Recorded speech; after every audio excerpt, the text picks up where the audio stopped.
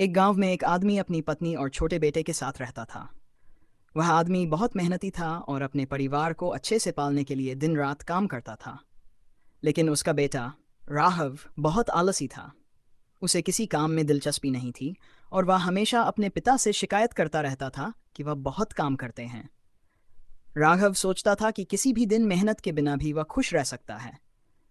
एक दिन राघव के पिता ने उसे समझाने का सोचा।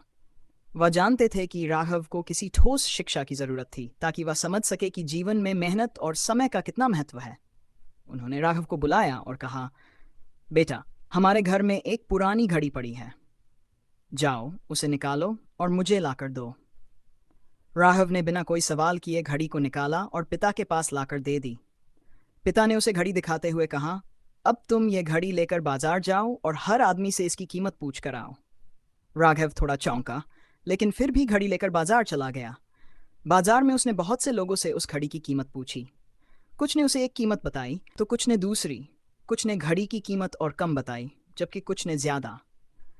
राघव भ्रमित होकर घर वापस लौट आया और पिता से कहा, पिताजी, सबने इसे अलग अलग कीमत दी। कुछ ने कम, कुछ ने ज्यादा और कुछ ने बीच की कीमत बताई।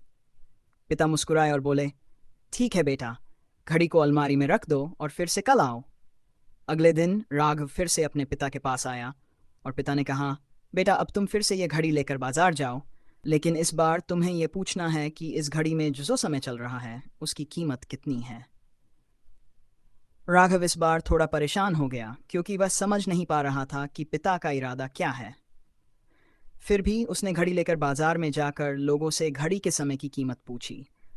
कई लोग उसे हंसी में उड़ा देते, कुछ ने उसे पागल समझा और कुछ ने उसका मजाक उड़ाया। राघव दुखी होकर घर लौट आया और पिता से बोला, पिताजी, कोई भी मुझे इस घड़ी के समय की कीमत नहीं बता सका। सभी ने मुझे पागल समझा। अब पिता ने राव को गंभीरता से समझाया, बेटा, घड़ी की कीमत तो हर किसी ने अलग अलग बताई क्योंकि कीमतें उनके नजरिए पर निर्भर करती हैं। लेकिन जिस समय का सवाल तुम पूछ रहे थे उसकी कोई कीमत नहीं लगा सकता। तुम चाहे जितना भी पैसा खर्च कर दो, लेकिन जो समय तुम खो देते हो उसे वापस नहीं ला सकते। समय, पिता ने कहा, सबसे मूल्यवान चीज है। तुम चाहे जितना पैसा कमाओ, लेकिन तुम अपने समय का सही उपयोग नहीं करोगे तो वह पैसे का कोई फायदा नहीं होगा। समय एक ऐसी संपत्ति है जिसे खोकर कोई भी उसे वापस नहीं पा सकता। राघव की आंखें खुल गई और वह समझ गया कि उसे अपनी जिंदगी में समय का मूल्य समझना चाहिए।